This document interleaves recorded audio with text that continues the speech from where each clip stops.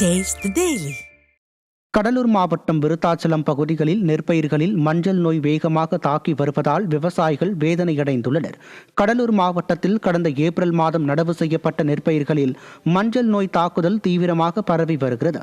கடுமையான வெப்பநிலை, பருவ மாற்றம் உள்ளிட்ட காரணங்களால் நெற்பயிர்களில் உள்ள நுனி கதிர்கள் முதல் வேர் வரை மஞ்சள் நோய் தாக்கி விவசாய நிலங்கள் முழுவதும் மஞ்சள் நிறமாக மாறி வருகிறது. ஏக்கருக்கு 20,000 முதல் 30,000 வரை செலவு செய்து நெற்பயிரிட்ட விவசாயிகள் மஞ்சள் நோய் தாக்குதலை கட்டுப்படுத்த பலவித முயற்சிகள் எடுத்தும் மருந்துகள் தெளித்தும் கட்டுப்படுத்த முடியவில்லை என வேதனை தெரிவித்துள்ளனர். எனவே அரசு அதிகாரிகள் நேரில் ஆய்வு செய்து மஞ்சள் நோய் தாக்குதலை கட்டுப்படுத்த நடவடிக்கை எடுக்க வேண்டும் அல்லது இழப்பீடு வழங்க வேண்டும் என விவசாயிகள் வலியுறுத்தியுள்ளனர்.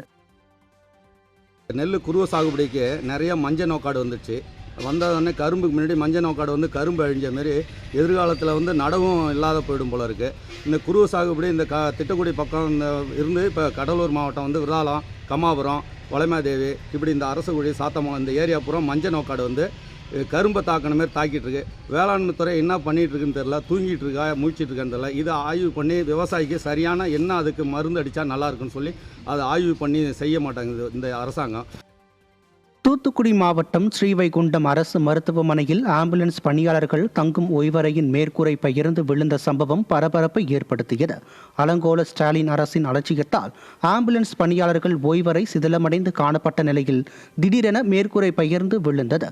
அப்போது யாரும் இல்லாததால் அதிர்ஷ்டவசமாக யாருக்கும் பாதிப்பு ஏற்படவில்லை.